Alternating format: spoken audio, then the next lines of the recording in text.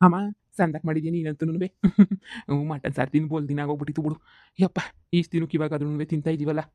ಅಯ್ಯೋ ಕಣ್ಮಗ, ನಾನೇನೇ ಹೋಗ್ಬಿಟ್ಟು ಇರ್ರಿ ಅಂತ ಹೇಳ್ಬಿಟ್ಟು ತಂದ್ಬಿಟ್ಟು ಮಾಡಿದ್ದು. ಸಂಬಳ ಬಂತ ಬಿಡು, ಇನ್ನೇ ನಾವು ಬಾಡಿಗೆ ಕಟ್ಬೇಕಾ ಬಂಕ ಕಟ್ಬೇಕಾ, ಚಂದಾಗಿ ತಿನ್ಕೊಂಡಿರ್ಬೋದು. ನಿನ್ನ ಅವಳೆಲ್ಲ ನೀನು ಎರಡನೇ ಅಂಡ್ರು, ಅವಳು ಹೊಸಿ ದುಡ್ಡು ಕೊಟ್ಲು ತಗೊಂಬಿಡ್ ಬಾ ಅಂತ ಹೇಳ್ಬಿಟ್ಟು, ಅತ್ತೆ ಅಂತ ಹೇಳ್ಬಿಟ್ಟು. ಅದು ಏನು ಕೆಲ್ಸಕ್ಕೆ ಹೋಯ್ತಾಳೆ ಕಣ, ಅಪ್ಪ ಮಗಳು ದಿನ ಬೆಳಿಗ್ಗೆ ಎದ್ರೆ ಎದ್ದು ಒಯ್ತಾನೆ ಇರ್ತಾರೆ. ಅದು ಎತ್ತೋಗಿ ಎತ್ತು ಬತ್ತಾರ ನಾಕಾಣೆ. ಈ ಒಂದೇ ಸಮನಾಗ ಒಯ್ತಾರೆ, ಹಿಂಗೆ ಒಂದೇ ಸಮನಾಗಿ ಇತ್ತಾಗ ಬರ್ತಾರೆ. ನನಗಂತೂ ಬಿಡತ್ತ, ಯಾರೋ ಒಬ್ರು ತಂದಾಕ್ತಾವ್ರಲ್ಲ ಅಂತ ಸುಮ್ಕಾತೀನಿ ನಾನು. ಅಲ್ಲ ಕಣ್ಮಗ, ಅದೇನೋ ಜಮೀನು ಮಾರಕ್ಕೆ ಅಂತ ಹೇಳ್ಬಿಟ್ಟು ವ್ಯವಸ್ಥೆ ಮಾಡ್ತೀನಿ ಅಂತ ಹೇಳ್ತಿದ್ದಲ್ಲ ಕಣ್ಮಗ, ಏನಾಯ್ತು ವ್ಯವಸ್ಥೆ ಮಾಡ್ದಾ? ಅಮ್ಮ ನನ್ನ ಹೆಸ್ರುನಾಗೂನುವೆ ಈ ಆಶಿ ಹೆಸ್ರುನಾಗಿರೋದಕ್ಕೆ ಅಯ್ಯೋ ಹುಸಿ ತಲೆ ಕೆಡ್ತಿದ್ದೀನಮ್ಮ. ನಂಗೆ ಇಬ್ಬರ ಹೆಸ್ರುನಾಗೂ ಇರೋದಕ್ಕೆ ಇಬ್ರು ಸೈನ್ ಹಾಕ್ಬೇಕಂತೆ. ಎಲ್ಲ ಕಡೆ ಕೇಳಿ ಎಲ್ಲ ಕಡೆ ವಿಚಾರಿಸ್ಬಿಟ್ಟೆ ಕಣಮ್ಮ. ಎಲ್ಲರೂ ಅದು ನಿನಗೆ ಹೇಳ್ತಾರೆ, ಹಂಗೆ ಹಿಂಗೆ ಅಂತ ಹೇಳ್ಬಿಟ್ಟು. ಅದಕ್ಕೆ ನನಗೆ ನಾನೊಂದು ಒಳ್ಳೆ ಉಪಾಯ ಮಾಡಿಬಿಟ್ಟು ನಾನಂತೂ ಆ ಜಮೀನು ಮಾರೋಕ್ಕೆ ಒಳ್ಳೆ ವ್ಯವಸ್ಥೆನ ಮಾಡ್ಬಿಟ್ಟಿದ್ದೀನಿ ಕಣಮ್ಮು. ನಾನು ಅಂದರೆ ಸುಮ್ಕೆನ ಖತರ್ನಾಕು. ಏನ್ಲಾ, ಹೌದೇ? ಅವಳು ಸೈಡ್ ಇಲ್ದಿದ್ದಂಗೂ ಮಾರ್ಬೋದಂತ? ನಾನು ನಿನ್ನ ಮಗನಮ್ಮ. Very very very very very intelligent ಅಮ್ಮ ನಾನು. ನನ್ನ ಕೈಲಿ ಆಗದಿರೋ ಕೆಲಸನೇ ಇಲ್ಲ. ಹ್ಮ್. ಏನೇನೋ ಮಾಡಿಬಿಟ್ಟಿದ್ದೀನಿ. ಇನ್ನು ಜಮೀನು ಮಾರೋದಿನ್ನೊಂದು ಯಾವ ಲೆಕ್ಕನಮ್ಮ. ಜಮೀನು ಮಾರೋಕ್ಕೆ ಎಲ್ಲ ವ್ಯವಸ್ಥೆನೂ ಮಾಡಿಬಿಟ್ಟಿದ್ದೀನಿ ಆಗ್ಲೇನೆ. ಅದೇನು ಗೊತ್ತಾ, ಒಂದು ನಿಮಿಷ ತಟ್ಟೆ ಹಿಡಿ ಕೈಲಿ. ಹೇಳ್ ಮಗ, ನೀನು ಏನು ಹೇಳ್ರು ನಂಗೆ ಸಿಹಿ ಸುದ್ದಿ ನಿನ್ನೆ ಹೇಳ್ಬೇಕಷ್ಟೇ ನಿನ್ನೆ. ಬೇಜಾರಾಗ ಸುದ್ದಿ ಮಾತ್ರ ಹೇಳ್ಬಾರ್ದು ನನಗೆ. ನನಗೂ ಕೇಳಿ ಸಾಕಾಗೈತೆ ಬರೀ ಬೇಜಾರಾಗ ಸುದ್ದಿ ನಿನಗೆ. ಆಗ ಇದ್ರಾಗ ಏನೈತಿ ಅಂತ ಓದ್ಬಿಟ್ಟು ಆಮೇಕಿಂದ ಮಾತಾಡು.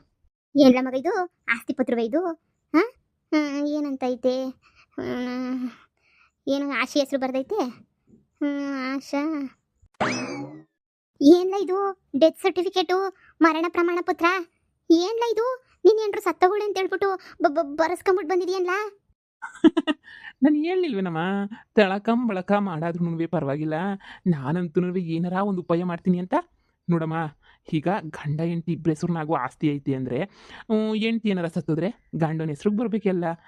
ಇಲ್ಲ ಅಂದರೆ ನಾನು ಸತ್ತರೆ ಅವಳಿಗೆ ಹೋಗ್ಬೇಕು. ಈಗ ಈಗ ಅವಳು ಸತ್ತೋಗೋಳೆ. ಅವಳೆಲ್ಲ ಸತ್ತೋಗೋಳೆ? ಬದುಕಿ ಅವಳಲ್ವೇನ್ಲ ಅವಳು? ಹಾಂ, ಸತ್ತೋಗೋಳೆ ಅಂತ ಹೇಳ್ಬಿಟ್ಟಿದ್ಯಾ ಅಂಗ್ಲ ಹೇಳ್ತಾ ಇದ್ದೀಗ ನೀನು? ನಾನು ಹೇಳ್ತಾ ಇದ್ದೀನಿ ಅಂತ ನಿಂಗೆ ಯಾರು ಹೇಳಿದ್ದು? ಪತ್ರ ಹೇಳ್ತೈತೆ ನೋಡು. ಕಷ್ಟಪಟ್ಟು ಏನೇನೇನೋ ಮಾಡಿ ಎಲ್ಲರದು ಕೈ ಕಾಲು ಹಿಡಿದು ಅಬ್ಬಬ್ಬ ನನಗಂತೂ ಸಾಕಾಗೋಯ್ತು. ಎಷ್ಟು ಜನದ ಹತ್ರ 5,000 ರೂಪಾಯಿ ಖರ್ಚು ಮಾಡಿದ್ದೀನಿ. ಅಷ್ಟು ಸಾಲದು ಅಂತ ಏನೇನೇನೋ ನಾಟಕ ಮಾಡಿ, ಏನೇನೇನೋ ಸುಳ್ಳು ಹೇಳಿ, ಇಲ್ದಿರೋ ಆಟಗಳೆಲ್ಲ ಆಡಿ ಅವಳು ಡೆತ್ ಸರ್ಟಿಫಿಕೇಟ್ ಮಾಡಿಸ್ಕೊಂಡು ಬರೋ ಅಷ್ಟೊತ್ಕಂತೂ ನನ್ನ ಹೆಣ ಬಿದ್ದೋಗ್ಬಿಡ್ತು ಕಣಮ್ಮ. ಅಪ್ಪ ಇಷ್ಟು ದಿನ ಏನು ಸುಮ್ಮನೆ ಓಡಾಡ್ತಿದ್ದೆ ಅಂತ ಅನ್ಕೊಂಡ.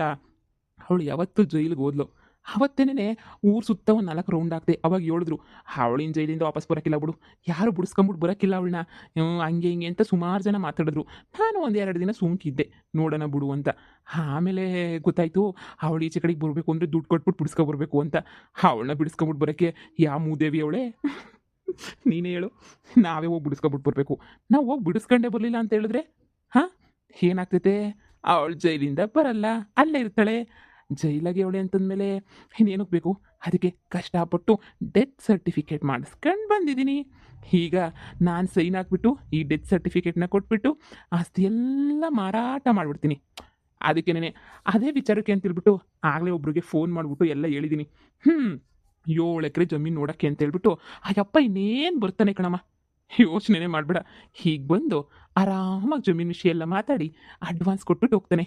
ಇನ್ನೇನಿದ್ರು ಎಂಜಾಯ್ ಮಾಡ್ಕೊಂಡು ಯಾವುದನ್ನೊಂದು ಮನೆಗಿನೇ ಕಟ್ಟಿಸ್ಕೊಂಡು ಅಪ್ಪ ನೆಮ್ಮದಿಯಾಗಿರ್ಬೇಕು ಕಣಪ್ಪ. ಸಾಕಾಗೋಗ್ಬಿಟ್ಟೈತೆ ಜೀವನ.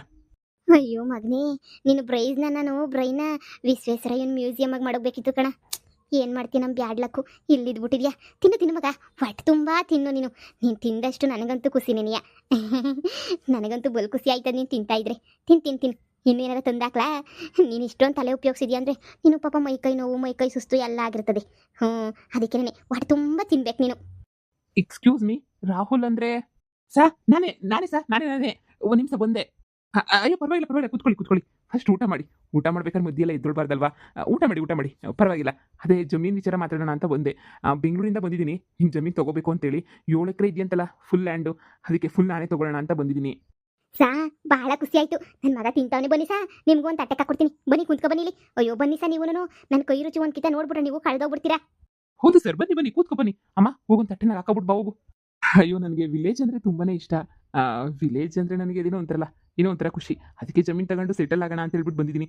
ಬೋರೆಲ್ಲ ಇದೆ ತಾನೇ, ನೀರಾವರಿ ಎಲ್ಲ ಇದೆ ತಾನೇ. ಅಯ್ಯೋ ಸರ್, ನೀವು ಅದ್ರ ಬಗ್ಗೆ ಯೋಚನೆ ಮಾಡಬೇಡಿ ನೀವು. ಅಯ್ಯೋ ಎಲ್ಲನೂ ಐತೆ. ನೀವೇನಕ್ಕೂ ಯೋಚನೆ ಮಾಡಬೇಡಿ ಸರ್. ನೀವು ಬೇಕಾದ್ರೆ ಒಂದ್ಸಲ ಹೋಗ್ಬಿಟ್ಟು ಫುಲ್ ಎಲ್ಲ ನೋಡ್ಕೊಂಬಿಟ್ಟು ಬನ್ನಿ. ನೀವು ಒಂದ್ಸಲ ನೋಡಿದ್ಮೇಲೆ ಆಮೇಲೆ ಹೇಳಿ ನೀವು ಹೆಂಗೈತೆ ಅಂತ ಹೇಳಿ. ತಿನ್ನಿ ಸರ್ ತಿನ್ನಿ, ನಮ್ಮ ಅಮ್ಮನ ಕೈ ರುಚಿ ತುಂಬ ಚೆನ್ನಾಗಿರುತ್ತೆ, ತಿನ್ನಿ. ಅಲ್ಲ, ಇಷ್ಟು ಚೆನ್ನಾಗಿರೋ ಜಮೀನ ನೀವು ಯಾಕೆ ಮಾರಾಟ ಮಾಡ್ತಾ ಇದ್ದೀರಾ? ಇಟ್ಕೋಬೋದಿತ್ತಲ್ವಾ? ಸಾ ಏನಂತ ಕೇಳಿರ ನಮ್ಮ ಕಷ್ಟವ, ಏನು ಹೇಳಿರ ನಮ್ಮ ಸೊಸೆನೂನುವೆ ನನ್ನ ಮಗ ಇಷ್ಟಪಟ್ಬಿಟ್ಟು ಈ ಜಮೀನ ಇಷ್ಟಪಟ್ಟು ಇಟ್ಕೊಂಡಿದ್ರು. ಈ ಜಮೀನಿನ ಬೇಕು ಬೇಕು ಅಂತ ಹೇಳ್ಬಿಟ್ಟು. ಆದ್ರೆ ಏನು ಮಾಡ್ತೀರಾ, ನಮ್ಮ ಹಣೆ ಬರಹ ಸರಿ ಇಲ್ಲ. ನಮ್ಮ ಸೊಸೆ ಸತ್ತೋಗ್ಬಿಟ್ಲು. ಅವಳ ಹೆಸ್ರನಾಗೂ ನನ್ನ ಮಗಳನ್ನ ಹೆಸ್ರನಾಗೂ ಇಬ್ಬರ ಹೆಸ್ರನಾಗೂ ಜಮೀನ ಮಾಡಿಸಿದ್ವಿ. ನನ್ನ ಮಗನಿಗೆ ಎಂಡ್ರು ಅಂದರೆ ಪಿರಾಣನ. ಅದಕ್ಕೆ ಇಬ್ಬರ ಹೆಸ್ರನಾಗೂ ಇರಲಿ ಅಂತ ಹೇಳ್ಬಿಟ್ಟು ಹಂಗೆ ನಿನಗೆ ಮಡಗಿದ್ವಿ ನಾವಂತೂ ಇಬ್ಬರ ಹೆಸ್ರನಾಗೂ ಇರಲಿ ಅಂತ ಹೇಳ್ಬಿಟ್ಟು. ಆದರೆ ಇವಾಗ ಏನು ಮಾಡಿರ, ನನ್ನ ಸೊಸೆ ಹೊಂಟೋಗ್ಬಿಟ್ಲು.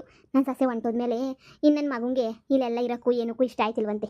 ಅವಳೆ ಹೋದ್ಮೇಲೆ ನಾನು ಇದ್ದೀನಿ, ಏನು ಮಾಡ್ಲಮ್ಮ, ನಾನು ಇರೋಕ್ಕಿಲ್ಲ, ನಾನು ಹೊಂಟೋಯ್ತೀನಿ ಅಂತ ಕುಂತಿದ್ದೆ.